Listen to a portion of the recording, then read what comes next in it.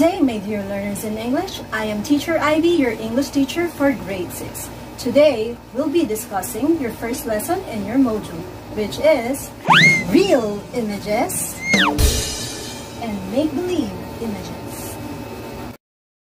It is expected that after this lesson, you can differentiate real or fact images, non-fact or make-believe images. Number 2, decide whether the sentence, story, or picture is real or a fact, make-believe, or non-fact. But for this lesson, we will be just using the term real and make-believe. When we say an image is real, an object can be said real if you can perceive the object using your senses.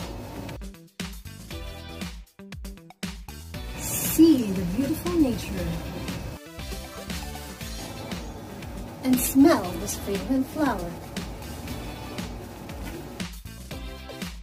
and taste the juiciness of these grapes.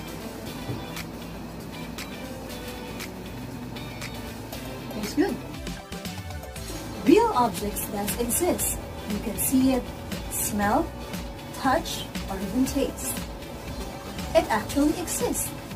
So it means it's real. Since we are in quarantine for 6 months now, we tend to imagine making real objects or ideas into our imaginative world of make-believe.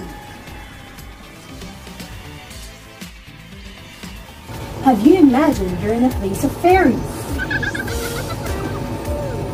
Or seeing a unicorn? Or even having superpowers?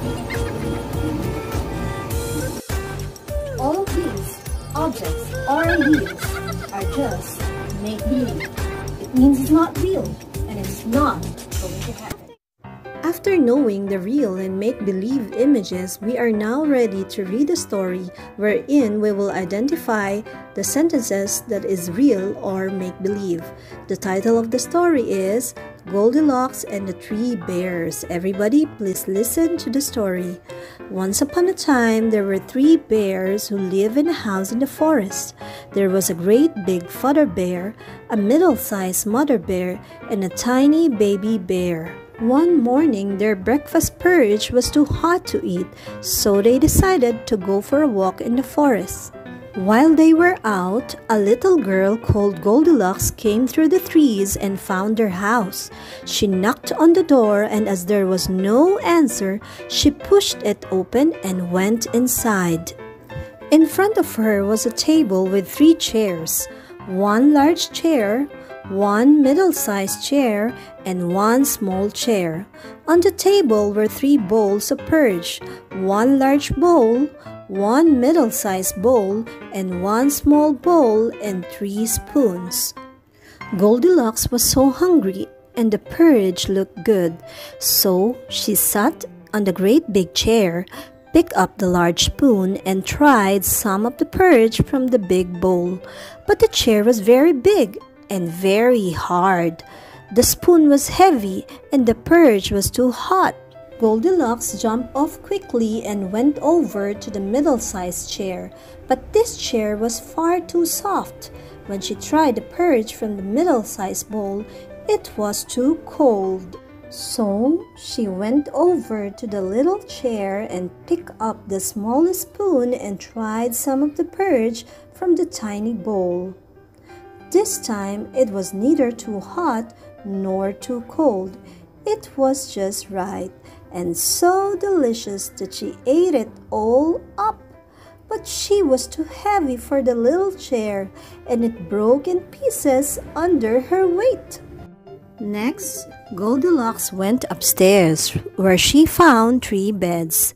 There was a great big bed, a middle-sized bed, and a tiny little bed. By now, she was feeling rather tired, so she climbed into the big bed and lay down. The big bed was very hard and far too big. Then she tried the middle-sized bed, but that was far too soft. So she climbed into the tiny little bed. It was neither too hard nor too soft. In fact, it felt just right, all cozy and warm, and in no time at all, Goldilocks fell fast asleep. In a little while, the three bears came back from their walk in the forest. They saw at once that pushed open the door of their house, and Father Bear looked around, then roared with a growly voice. Mother Bear said in a quite gentle voice, "Somebody has been sitting in my chair." Then Little Bear said in a small, squeaky baby voice, "Somebody has been sitting in my chair and has broken it." The Father Bear looked at his bowl of porridge and saw the spoon in it, and he said in his great big growly voice, "Somebody has been eating my porridge." Then Mother Bear saw that her bowl had a spoon in it and said in her quiet voice, "Somebody has been eating my porridge." Little Bear looked at his porridge bowl and said in his small, squeaky baby voice, "Somebody has been eating my porridge and has eaten it all up." Then the three bears went upstairs, and Father Bear saw at once that his bed was untidy, and he said in his great big growly voice, "Somebody has been sleeping in my bed." Mother Bear saw that her bed too had the bedclothes turned back, and she said in her quiet, gentle voice, "Somebody has been sleeping in my bed." Then Little Bear looked at his bed and said in his small, squeaky baby voice, "Somebody is sleeping in my bed." He squeaked so loudly that Goldilocks woke up with a stare. She jumped out of the bed and away she ran down the stairs and out into the forest. The three bears never saw her again. What can you say about the story of Goldilocks and the Three Bears? Do you like the story? Do you find it entertaining? Have you ever experienced someone has used your thing without your permission? What did you feel? And why did you feel this way? Well, this story is just a make-believe. Don't ever try what Goldilocks did. Let's generalize what you have learned for today. I have here a table to describe the characteristics of real and make-believe. Real images are images that you can see, smell, taste, hear, or touch. Number 2, real images could possibly exist. Number 3, it is proven to be true. And number 4, it is possible. Let us generalize the characteristics of make-believe. Number 1, make-believe could not happen. Number 2, it is impossible. Number 3, it is just from your imagination. And last, it is unbelievable. To easily remember the difference between real and make-believe, let's sing the song to the tune of If You're Happy and You Know It.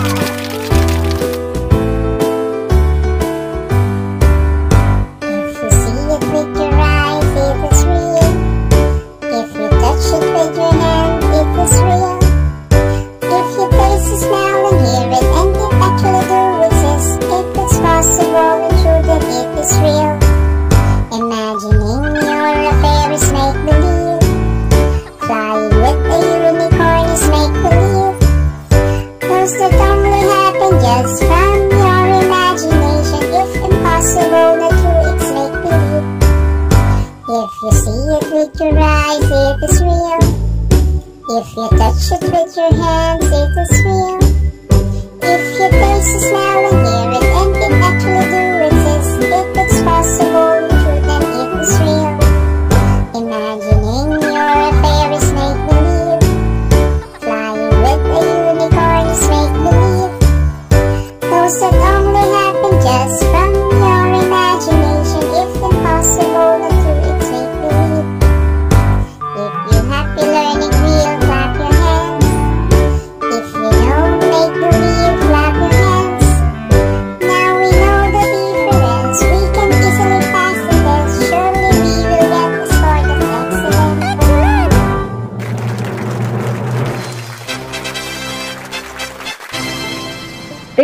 story you read titled Goldilocks and the Three Bears, identify the image and the sentences used to describe the picture, if it is real or make-believe. Write R if it is real and write MB if it is make-believe. Number 1. Goldilocks was so hungry, so she tasted the porridge. Number 2. Somebody has been eating my porridge, Father Bear said. Number 3. Somebody has been sleeping in my small bed, the little bear said. Goldilocks ran out of the house of the 3 little bears. Number 5. The bears live in the forest. Let's now answer activity number 2. Decide whether the picture is real or make-believe. Number 1. Puppy. Real or make-believe? Correct. Number 2. Fairy. Real or make-believe? You are good. Number 3. A dragon. Real or make-believe? You are right. It is make-believe. Number 4. A bear.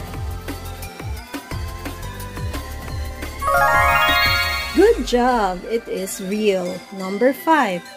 Flowers. Real or make-believe? It is real. Very good. In this lesson, we learned the difference between real and make-believe. There are times that we enjoy reading or watching stories that are make-believe. It's okay to dream on, but remember, you should always know the boundaries between what is real and what is just a make-believe. See you again next time for another exciting lesson with me, your teacher Ivy, your English teacher for English Grade 6. Remember, English is always fun.